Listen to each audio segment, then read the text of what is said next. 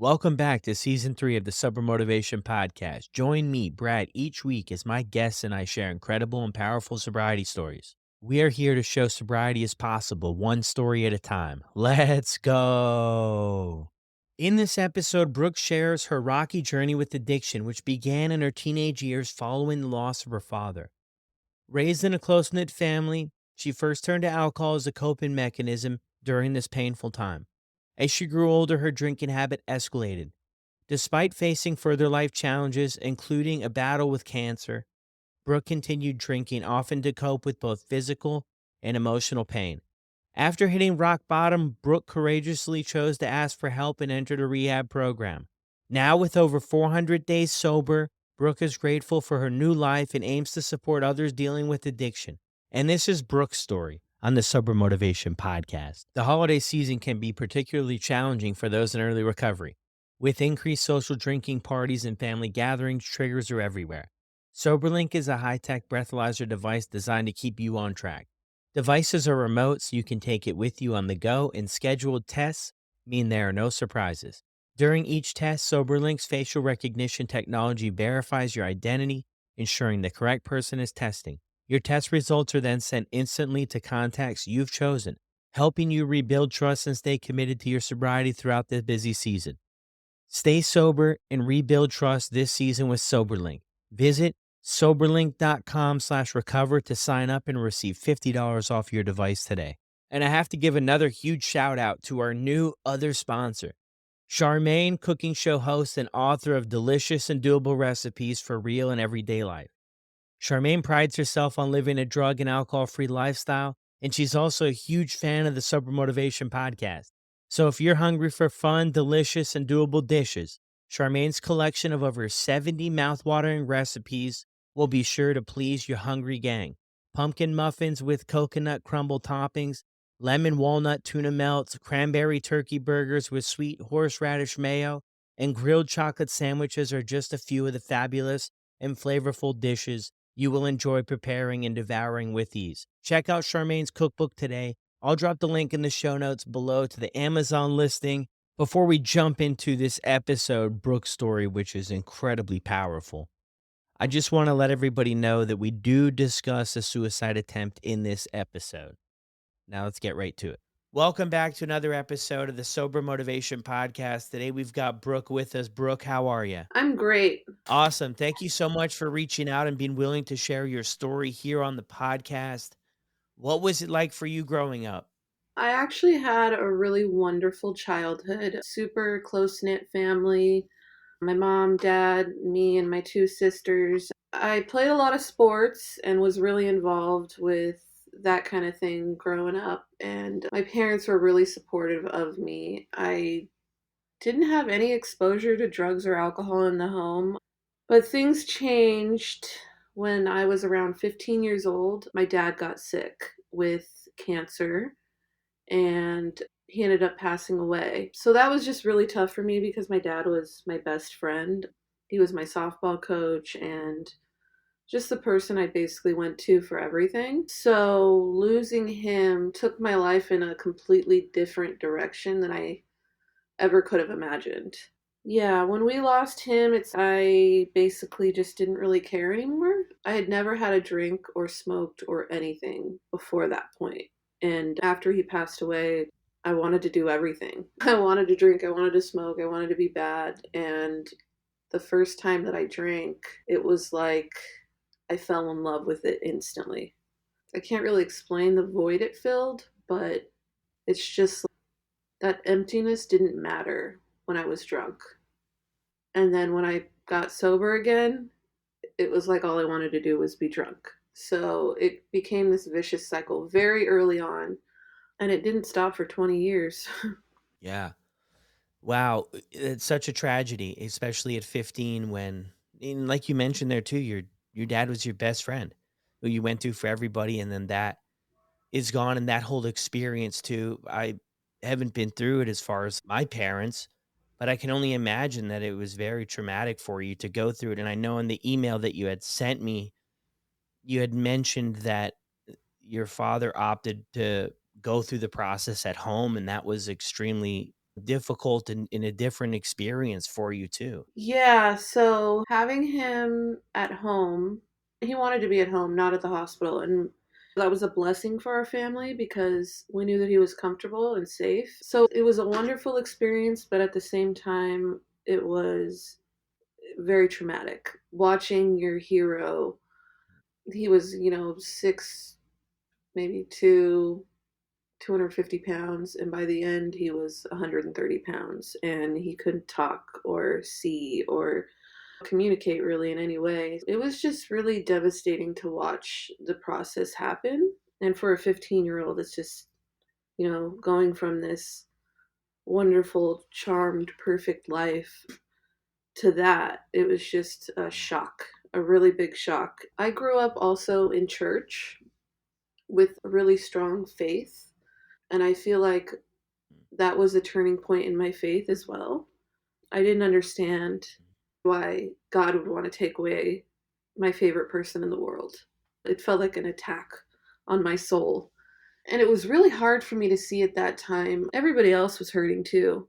But in my little world, it was like everything was crashing in around me. And yeah, my only escape was alcohol. It became so important to me so early on. Yeah. This is at 15, so you get introduced to alcohol. This is through school friends or something like that? I was seeking it. Like I said, before he passed away, I really didn't have any desire. It was all about sports, family stuff, church. And then after that, it was like I was being good. I was trying to be good before. And then after, I didn't care. It was like, where's the party? How do we get booze? I want to smoke weed. I want to do this. I want to do that. And I found it. I was drinking at school. I was drinking after school. I was ditching school to drink. By the time I turned 18, I live in South San Diego, and we're like 15 minutes to the border. So by the time we turned 18, it was like it's legal to drink down there. So we would cross the border and go down to TJ basically every weekend and drink legally. It was really easy. In a place like San Diego, it's just there's so many opportunities to drink, and there's even bars where they like don't card you. It's we didn't have a hard time finding it basically. So down to Mexico then when you were 18? Yeah, basically between the ages of 18 and 21, that's what we did for fun. Mhm.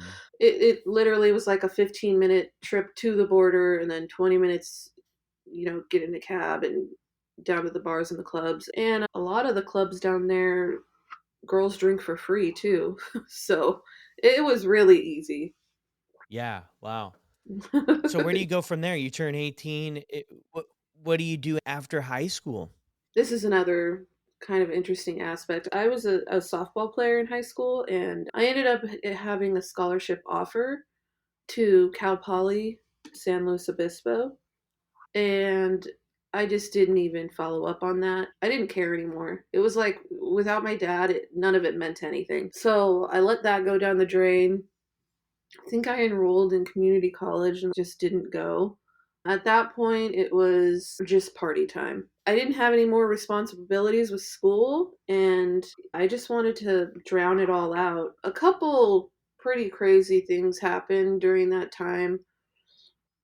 I was drinking with my friends at the beach, and we got drugged basically. These guys offered us, we were just walking down the boardwalk, and they offered us some beers. We go up. It wasn't beer, it was mixed drinks. Last thing I remember is drinking that, and then that was DUI. I don't remember any of it. They found me parked on a freeway on ramp, literally, it just in the lane. I woke up in jail. So that was my first legal thing that happened. And then a couple years later, when I was about 20, and then another drinking related thing happened. I was with my boyfriend and some friends at a party, and we got into a really insane car accident where we veered off the road through a guardrail chain link fence down a hill. That ended up with me breaking my femur and my ankle and a really serious injury where I had to learn how to walk again. So by the time I was 20, these two major life things had already happened, and it didn't stop me at all. I didn't care, not even in the slightest. So those two things should have been a wake up call and could have been a wake up call, but I didn't relate it to drinking at all. It was just like, oh, this thing happened. I knew a couple people that had DUIs, so nobody really acted like it was a drinking problem thing either towards me, so it didn't slow me down. Yeah, I hear you on that. So at this point in your life, yeah, you're starting to experience some pretty serious consequences for sure for this. I mean, dangerous situations as well. And nobody's mentioning anything to you Not about really at alcohol. that point. I Yeah. remember Wow. one time my grandpa, when I got suspended from school for drinking at school, and I'll never forget this, but I got suspended and he took me, I forget, like Denny's or something. And I'm like, yay, Denny's. This is not a punishment. But he basically was telling me, Brookie, I know you're young right now and this is hard for you to see, but if you keep consuming alcohol the way that you are now, it's going to become a problem later. And so that was like my first talk that I had. I think with my family situation, my mom, she was grieving the loss of my father, her husband of 27 years. And I didn't look at it that way. Like I said, it felt like I was the only one in pain, but she wasn't aware of a lot of the things I was doing. The DUI, obviously, that's a blatant thing that happened, but the fact that I was drugged kind of covered up the fact that I was drinking in the first place because it was like I was a victim of that, which I was, but I was drinking in the first place. I was 17 years old, was seeking out alcohol. Yeah. So it's kind of like things got covered up by other things and we were all grieving anyway, so it was just kind of muddied. Yeah. At this point, you're not even thinking, right? You mentioned a little bit earlier, you're not even thinking about alcohol being the problem or being a problem for you. Not really. And then so this is an even crazier Yeah. part. That accident resulted in me getting a settlement for $250,000. So that money was kind of like my other ticket to not having any responsibilities and doing whatever I want. It carried me quite a ways without having to have a job or anything. I was the party girl. Hey, whatever anybody wants, I got it. I bought myself a new Oh, wow. truck and Yeah. a boob job, and then I was even more of the party girl, and it just went on and on. I didn't have to have a job. I didn't really, my mind wasn't in that place. It wasn't until that money ran out that I was like, uh-oh. And so then I did Mm. get a job. And I managed to keep my job through most of my drinking career until, kind of, well, we'll get into that later. I'm just wondering here too, that's a bomb. That's a big bomb, right? Yeah, getting it the settlement. Now you're really in a position to where you don't have to show up for a job and show up for stuff and you've got the cash, right? So now the party's on. How did that all play out? How did you end up with a settlement from that accident? So I've always been like the accident prone one, the Murphy's Law person. If something's gonna happen, it's happening to Brooke. And I'm not saying that as a woe is me thing. It's just this is how my life has always been. I've broken all the bones, I've had all the stitches. If there's something that's gonna happen, like on a family trip or just in life in general, if my Yeah. mom's gonna get that phone call, it's gonna be Brooke. So she's always kind of taken whatever my mom is an angel. She's always taken whatever precautions she can just because she knows that I am who I am. So she had what's called an uninsured motorist policy, and it would Okay. protect me in the case of an accident. And that's where that money came from.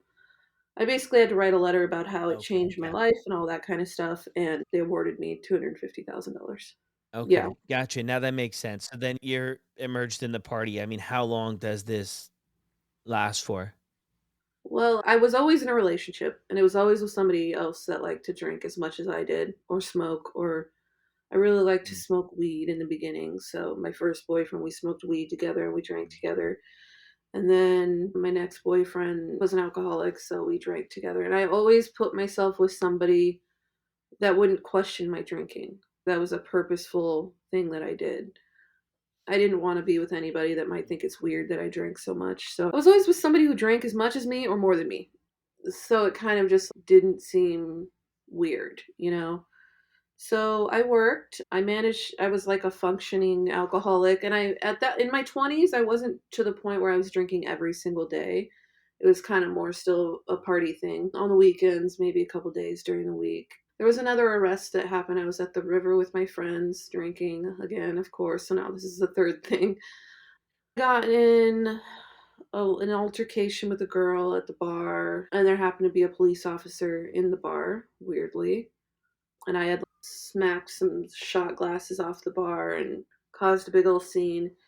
So I was arrested for that in a different state. I was charged with, initially, they were going to charge me with assault and disorderly conduct, but they dropped the assault, so then it was just disorderly conduct. So that was my first thing that was like on my record. Well, actually, besides the DUI. So the second thing. Other than that, I managed to skate by throughout my 20s. My drinking wasn't so bad that it was affecting my work life or my friendships or anything like that. Each year I was drinking more and more. I for sure will say that, but I wasn't like aware that I had a problem at all during my 20s. It wasn't until my early 30s where I was like, okay, this is a problem. Kind of in the back of my head, not that I would admit out loud, but it was scaring me a little bit Mm. like in the back of my mind. Yeah, no, I hear you on that. This quote I heard a while ago kind of reminds me a bit of your story here. I didn't get in trouble every time I drank, but every time I got in trouble, I was drinking. Oh It yeah, seems like that with absolutely.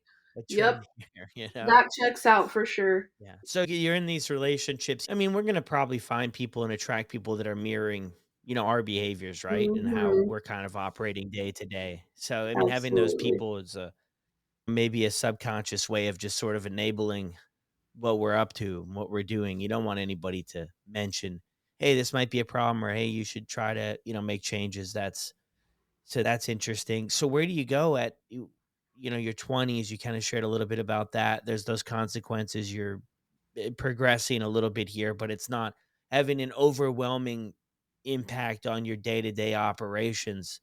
Does something change in your 30s? You start to think a little bit about, there's a problem here. What does that whole thing like look like when you first start to think, well, maybe that there's something going on here?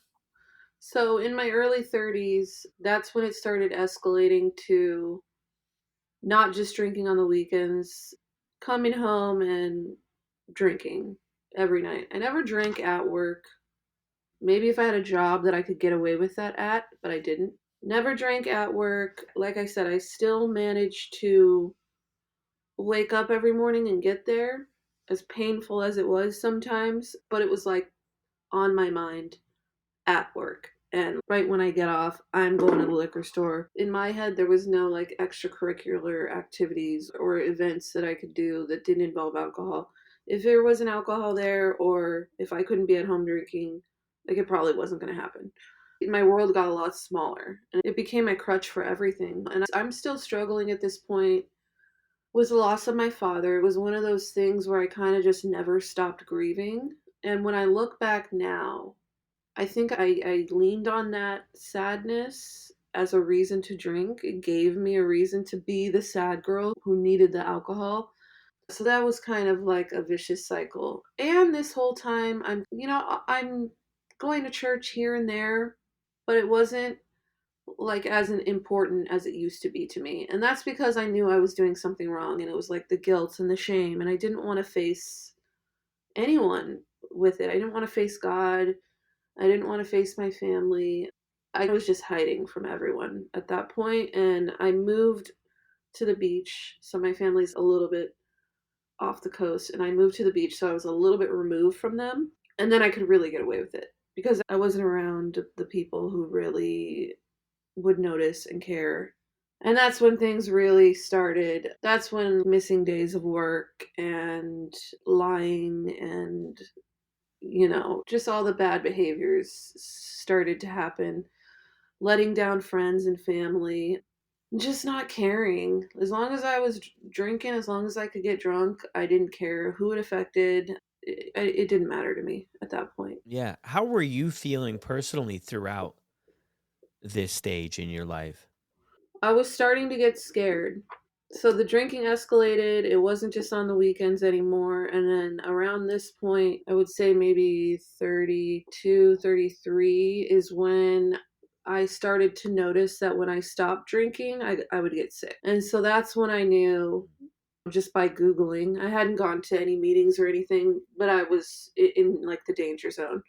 I would get all the symptoms, the sweating, shaking, rapid heartbeat, feeling like I was going to pass out, throwing up, like all the withdrawal symptoms, they were happening in full force. I didn't know how dangerous it was to just stop drinking like that when you're drinking as much as I was. There was a couple times looking back now where it was like I should have been in detox and I was just like laying in my bed Mhm. sweating and crying. So that happened a couple times when I took it too far or just realized that the drinking was out of control and I would try to stop by myself, not telling anyone how serious it was. And you know that this is when the cycle of I'm never doing this again. That last time was so crazy. You know, the promises you make to yourself and the pleading with God Mhm. to help you not do it again. You know, it doesn't work when you're trying to do it by yourself. It just doesn't work. So that went on over and over again for a couple of years. And then this is when the really life-changing stuff happens is so my whole life I was afraid that I would get cancer or that somebody I love would get cancer just because of the trauma that I went through with my dad. It's like my biggest fear in life is that. And so started having some symptoms. This was when I was 35. Started having some symptoms and some like pain in my stomach, and I kind of thought it was drinking related and maybe it's just like need to slow down, but then I could like feel something, so I go to the doctor and he runs some tests, didn't see anything in my blood work, and then does a CT scan, and I get the call that they think I have cancer. And when I got that phone call, I literally fell to my knees, like in the movies. I fell down and on my knees crying. And then it kind of just perpetuated the everything happens to Brooke thing that I always felt my whole life. And it just was a really shocking moment and a really, you would think, wake up call kind of a moment. So after that, it was just a series of things that I never even thought my body could handle. I went through a 5-hour surgery where they removed the cancer, and at the same time, it was a hysterectomy. It was ovarian cancer. So they removed all of my reproductive organs and all of the cancer. And when I woke up, I was in menopause at 35 years old. So you would think that a diagnosis like this might slow somebody down in terms of the drinking, but this is when my drinking its worst actually. I think that like the pain and fear that I felt all my life with the grieving process, now it was like I was grieving my former self because I knew that life would never ever be the same after that. Mm. After that, it was chemotherapy and losing my hair and blood clots in my leg and just things that my body went through that I still suffer with today. I knew that my body was just never going to be the same again, and it was pretty devastating. And not just my body, but like life in general. Somehow, miraculously, I went through all the chemotherapy and I um some maintenance treatments after that just to make sure that the cancer cells were all killed and gone. And then they did a CT scan after that, and the cancer was gone.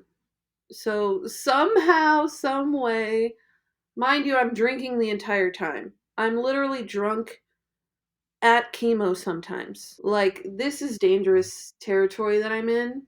Mixing Mm. alcohol with drugs and whatever pills I had to be taking during the whole time. It was really scary stuff.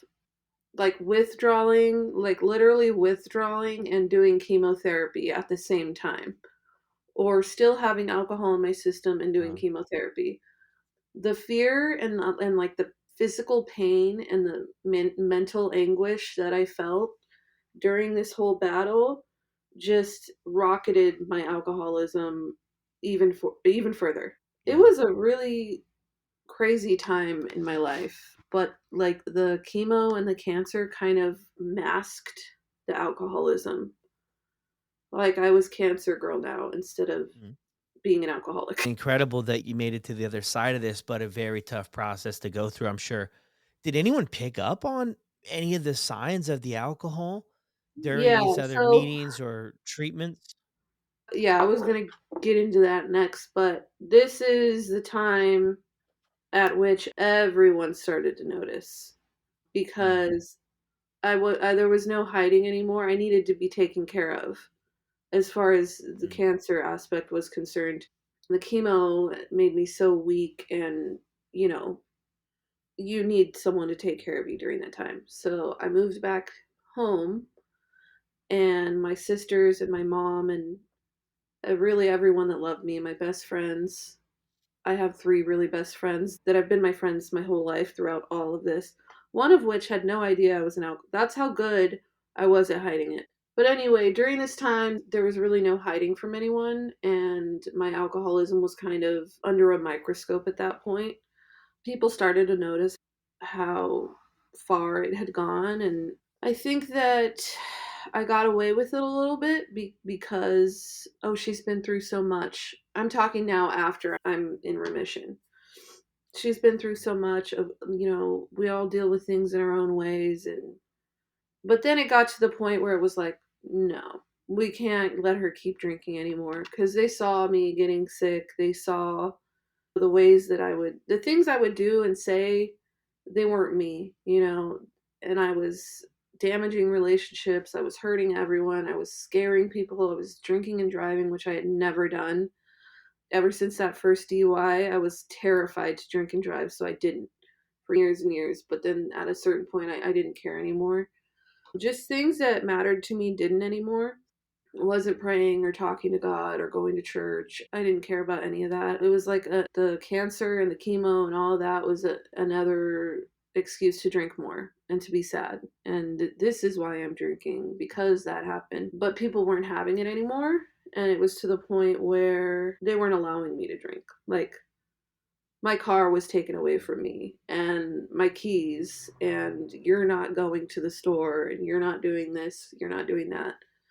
And so then I was getting sick even more from not being able to drink. And I was having to sneak around and steal it or find it however I could. And things got pretty mm. desperate and miserable. Yeah. Was there any idea of you going to get help for this? Kind of. I mean, some people had mentioned like maybe you should go to rehab or maybe this or maybe that, but I wasn't having it. Yeah. That's an interesting question because maybe people didn't see exactly how bad it was for them not to be like demanding that I go. That didn't come till later.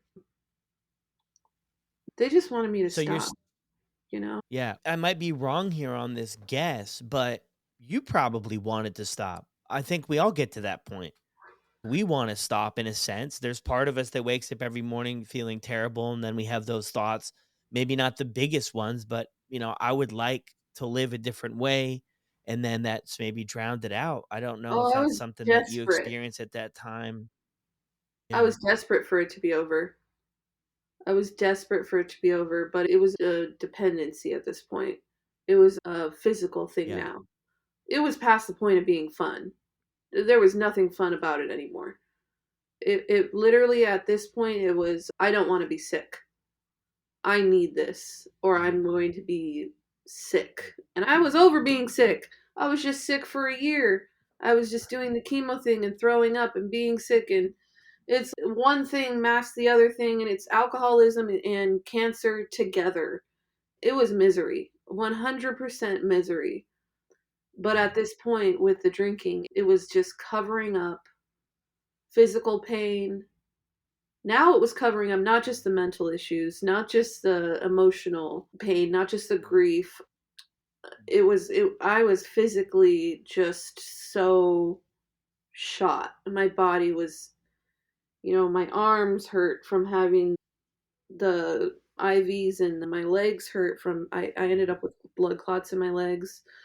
It just was every inch of my body was just so weakened. I felt like I aged Mm. maybe 20 years in the 6 months that I was doing the chemo. I don't think people really realize chemo sucks, everyone knows that, but it doesn't stop when chemo's over. It changes your body for the rest of your life. I have joints that still ache, and my feet and hands have neuropathy. My leg has, I forget what it's called, but a blood clot that healed in my leg, so my leg swells up whenever I walk too far. And I just couldn't deal with any of it. I didn't want to deal with any of it, and so I drank. And we all know this Yeah. vicious cycle where it's you drink to feel better, you drink to take the anxiety away, and then it causes more pain, it causes more anxiety, so you drink more to cover it up, and it's a vicious cycle that goes around and around and around. It's madness. 100% Yeah. madness.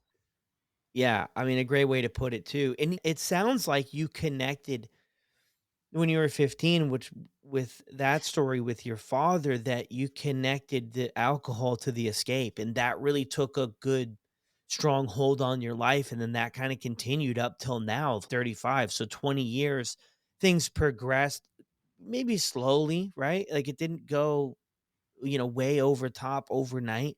It progressed slowly, and then you get to this point of dependence, right? You get to this point of dependence, which a lot of people who consume alcohol, I don't think they're going to get to this dependent stage of alcohol to experiences these withdrawals. There are going to be people who do, of course.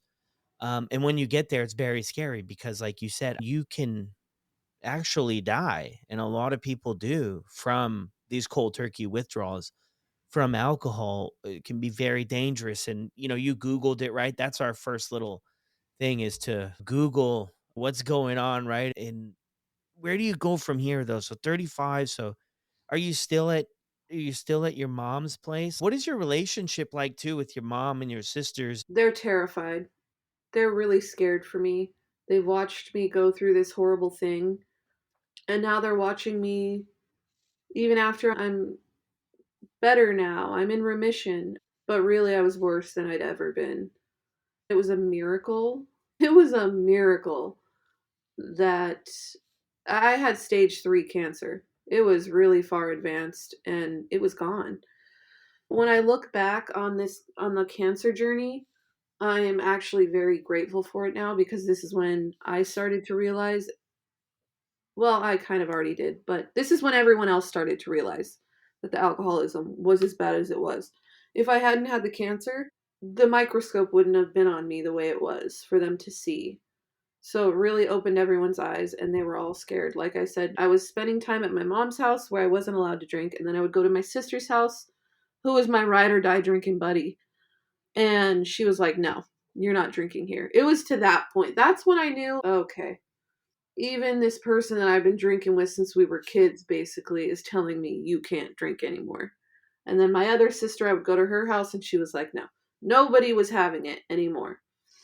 And this is when things took a turn to the dark side, basically. In my head, it was like I loved alcohol more than I loved anyone or anything. And I needed to be away from the solution wasn't to stop or to get help. It was to get away from the people that were telling me I can't drink. So this is when I end up in a hotel room by myself. I chose a hotel that they wouldn't be able to find me at because I knew they would look for me. And I think I was in that hotel room for 18 days of just around the clock drinking. Um, I truly didn't care anymore. I felt like I was doomed. I literally had people, delivery services, bringing alcohol to my hotel room, or I would walk to the liquor store that was like, sometimes I didn't even have the energy to walk from the hotel room to the liquor store. I literally needed people to bring it to me. I wasn't eating, I was just literally drinking around the clock. I wasn't in communication with anyone. My family was literally searching San Diego for me, hotel room to hotel. Have you seen this girl? I was basically like a missing person, kind of. They knew I was alive because every once in a while I would text someone and say, I'm fine. It really was the depths of my self-loathing and just selfishness of I don't care if they're worried about me. All I care about is drinking. And you can't explain this to someone who's not an alcoholic. For the life of me, I cannot explain this. It doesn't make sense at all, but this is what our addiction does to us. It isolates us and it makes us feel like life is no longer worth living without it. And it's a hopeless feeling that I wouldn't wish on anyone. Literally, I existed to drink. And it got to a point where I really didn't know if God existed anymore, which is the scariest thing in the world for me because I grew up with that. It was like my go to. I could always talk to God, and there was always someone there for me, even when I felt super alone. But I didn't feel that anymore. And I didn't feel anything anymore. I didn't feel like it mattered if I was here or not. So on that 18th day of being in the hotel room, I had a bunch of sleeping pills and I took them all. I just didn't care anymore. I took the entire bottle. I was hallucinating. I was hearing things and seeing things that weren't there. And then I laid on the bed and I thought that was it. And I didn't care that was it either. I don't know how much time went by, but I woke up and realized that it didn't work. And that was the first time, believe it or not, that was the first time that I reached out for help and that I knew God was real. It's not the first time that I knew God was real, but it's the first time in a long time that I felt Him with me. And I just had this urge, ask for help. And I did. I called my sister and I said, come get me. I think I'm dying, or I did die, or I don't even know what's going on. And at this point, I'm really still hallucinating. I don't even know what's going on. I couldn't even find my phone, so I used my laptop to FaceTime her.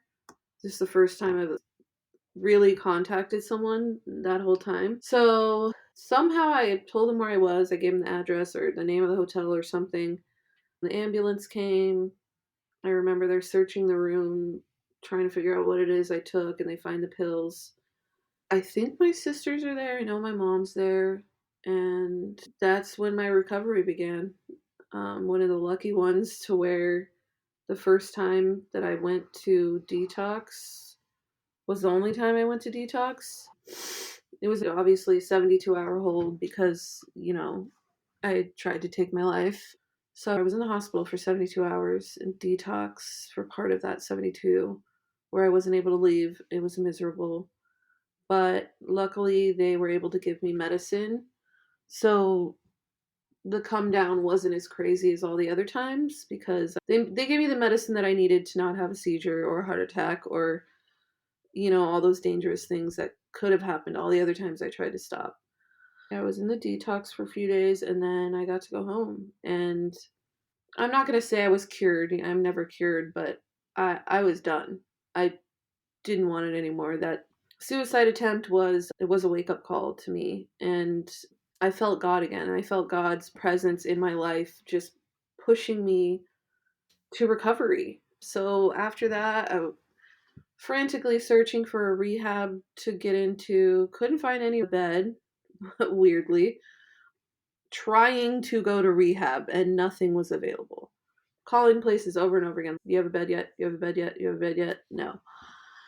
So finally, we find this place. It's not an inpatient rehab, but it's something. It's an IOP program, a 90-day program. And I said, all right, I'm going to give it a shot. So I made that IOP my job.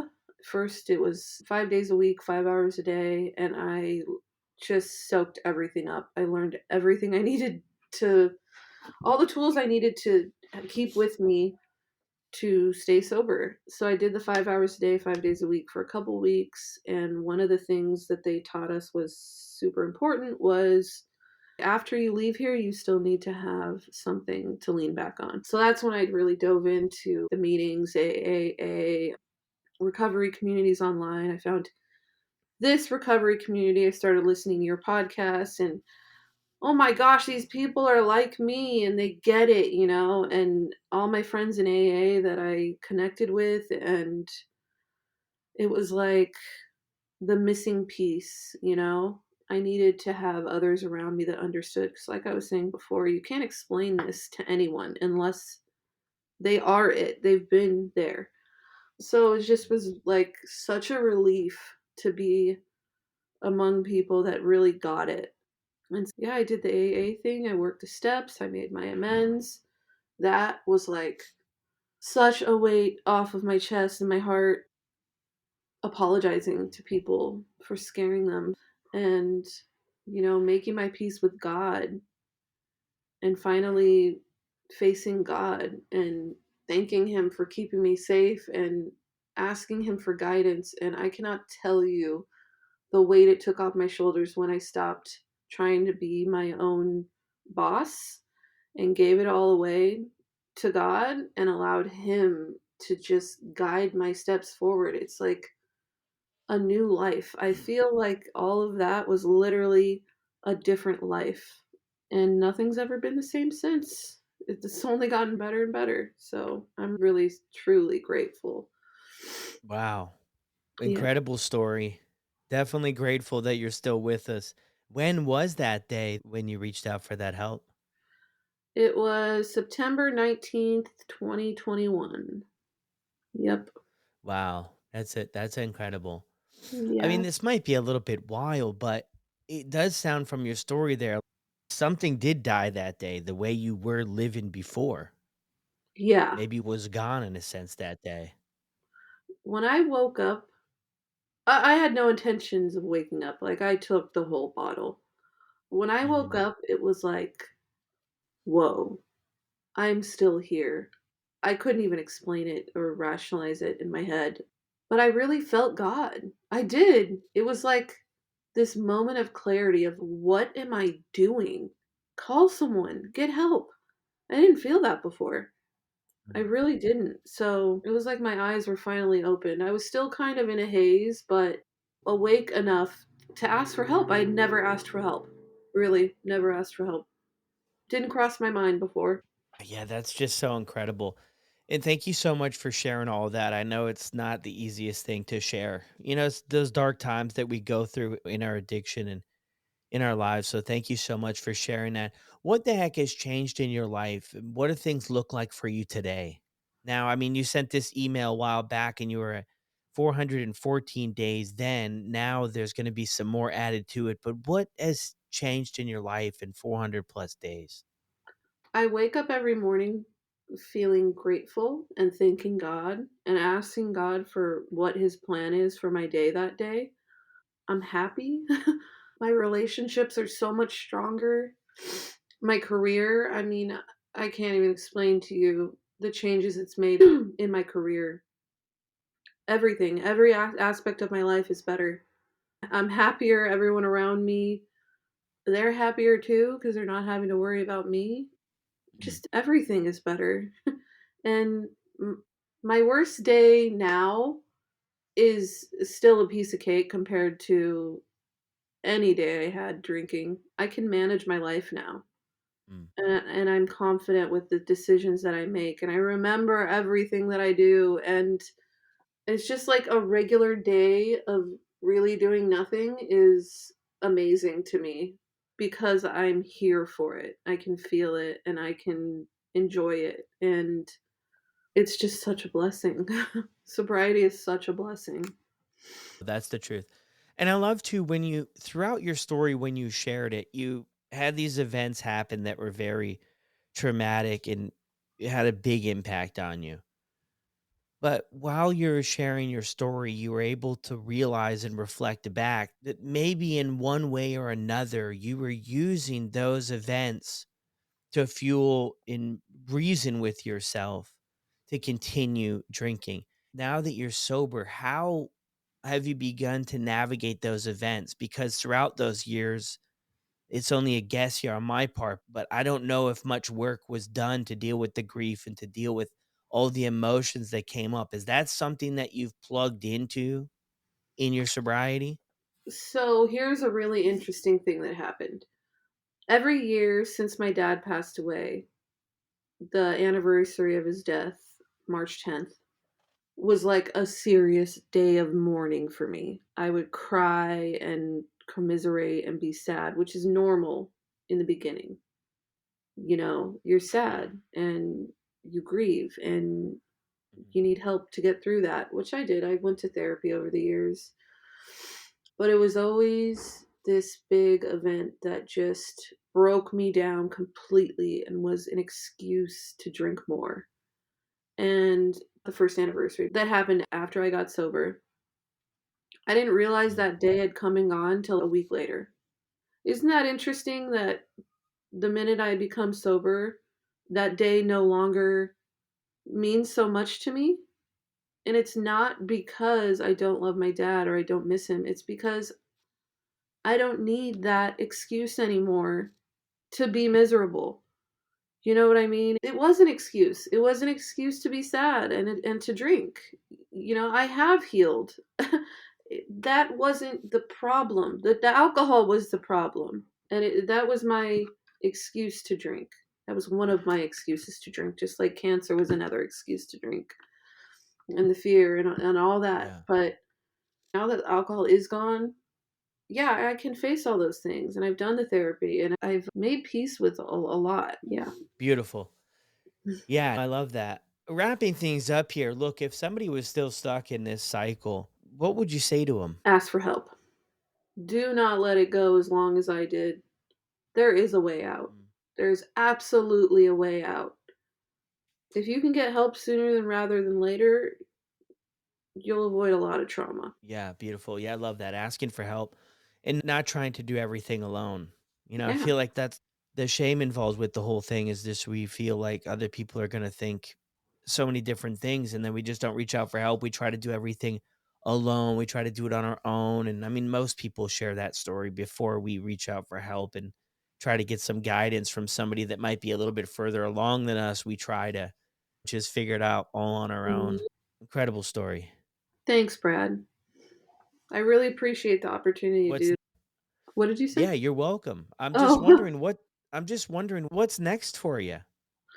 I want to help other people in whatever way that I can. That's kind of why I did this is if I can get my story out there and connect with some other people who are struggling, that's the goal, right? I feel like that's something that all of us in recovery have this need in our heart to help other people who are still in the position that we were in.